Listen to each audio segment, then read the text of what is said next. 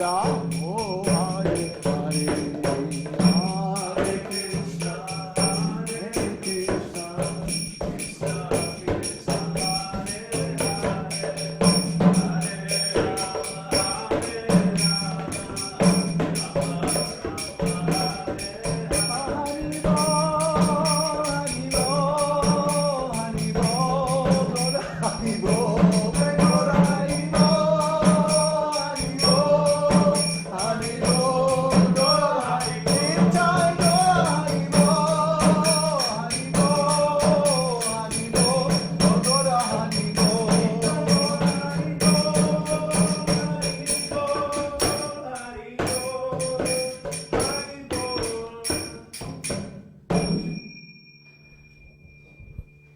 Haribo.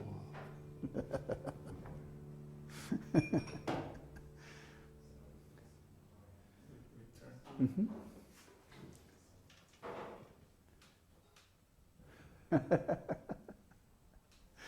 So, that is Abhishek, the short version, Reader's Digest version.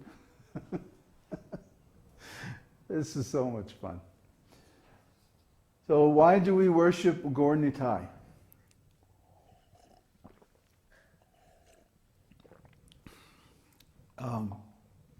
Krishna says, in every age I descend, meaning in every yuga. He comes as the yuga avatar to give the yuga dharma. The yuga dharma, or the authorized Vedic process of religion, is different in every age. It's not always the same. Although the Vedas are eternal, and they have all the instructions for all the different yugas, still, in different yugas we follow different processes to achieve self-realization. For example, in Satya Yuga, yogic meditation is advised.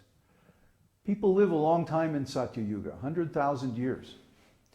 So they have plenty of time to meditate. And also they have ideal conditions because the world is very pure. Every place is sanctified. Everyone is saintly. The whole world is in the mode of goodness. And so it's very easy to find a nice, peaceful, pure place to just meditate. But Satya Yuga is only the first yuga. In the second yuga, Dvapara Yuga, or Treta Yuga, the evil enters human society. 25% of people become evil. That means they're working for Maya, and their intention is to stay in this material world. In Satya Yuga, everybody realizes the importance of self-realization, to get out of this material world. But in Treta Yuga, only 75%. So in that age, great sacrifices sponsored by the Vedic kings are the Yuga Dharma. In Dvapara Yuga, 50% of the people become evil. In other words, almost the majority of people. And in that age, elaborate deity worship is the Yuga Dharma. This is called Pantra Triki Vidhi. And finally, in Kali Yuga, 75% or more of the people become influenced by the mode of ignorance. And so in Kali Yuga, all of these other practices aren't effective. In Kali Yuga, the only practice that's effective is Harinam Sankirtan, which means chanting the holy name of the Lord congregationally among devotees. So in the Satya Yuga, the Lord appears as Narayan Rishi to spread the practice of meditation. And in Treta Yuga, he appears in several different forms, noticeably Parashuram and Lord Ram. And he teaches the great process of sacrifice by the Vedic kings. Of course, in Dvapara Yuga, especially in this Dvapara Yuga, he appears as Krishna. And he teaches the form of deity worship. And then finally in Kali Yuga, he appears as Chaitanya Mahaprabhu. So Lord Chaitanya does not appear by himself. Krishna never appears by himself. He often appears in multiple forms. For example, in the incarnation of Rama, he appeared as Lord Rama, Lord Bharata, and Shatrughna, and I think there was one more brother. But these four brothers were all divine incarnations. Similarly, in the incarnation of Lord Chaitanya, he appeared in 5 forms called the Pancha Tattva. Lord Chaitanya, Lord Nityananda, Lord Advaita, Gadadhar, and Srivas. That's who we're glorifying when we sing Shri Krishna Chaitanya Prabhu Nityananda Shri Advaita Gadadhar Srivas Adi Gaur Bhaktivinoda.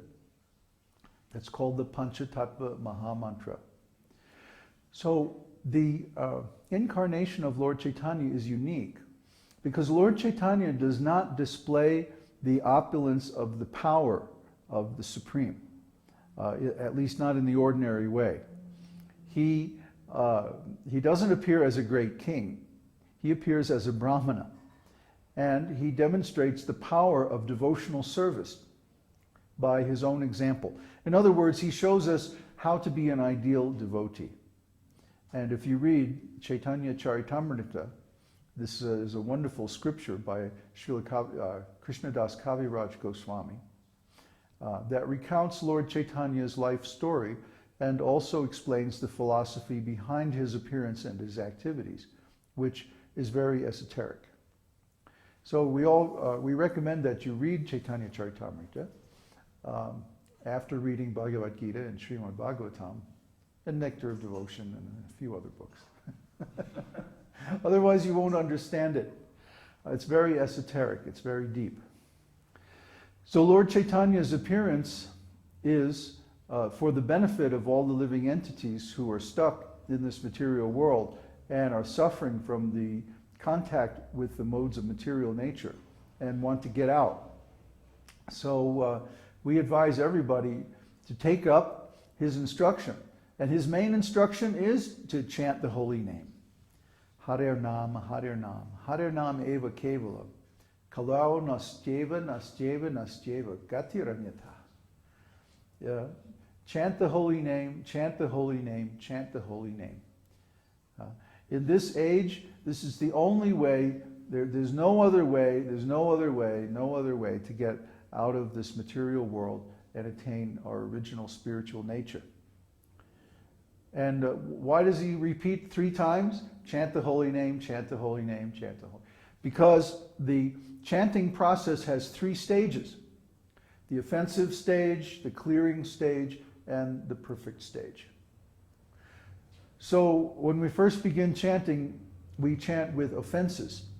And in the beginning, we don't even realize it, but we do chant with offenses. So there are 10 offenses, and you can read these on our site or in Prabhupada's books. We have to work on ourselves to overcome these offenses to the holy name. And that's the clearing stage, that's the second stage. Once we realize that, oh no, I'm offensive, I have to clean up my act. Then we can approach a bona fide spiritual master, get initiated, serve under his direction, and gradually become pure devotees. Once we attain that platform of pure devotional service, which means no offenses, then our chanting is perfect, and Krishna responds directly to our chanting and appears before us in one of his eternal forms, whichever one is just the perfect one for us. So we have to chant. In the beginning, we're going to chant with offenses. There's no way around that because we're contaminated, we're covered over by material energy. Then when we start to work to overcome those offenses, that's really the path of devotional service. And the destination of that path is the third stage where our chanting becomes free from offenses.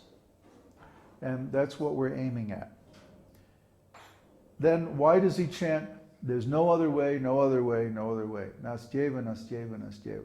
Because there's no other way by yoga practice. There's no other way by the practice of these great sacrifices and austerities and stuff like that. And there's no other way by deity worship or the practice of karma yoga. These are all good things and help to qualify us for the higher stages of devotional service. But because in this age the Yuga Dharma is chanting, these other processes cannot bring us to the highest stage of self-realization. You see that we do a lot of these processes. We do deity worship, we do some austerities and some meditation and some study, we do some sacrifices and some rituals and stuff like that. But we don't count on those as our main process. These are auxiliary processes to the actual Yuga Dharma, chanting the holy name. So Lord Chaitanya appears along with his plenary expansion, Lord Nityananda.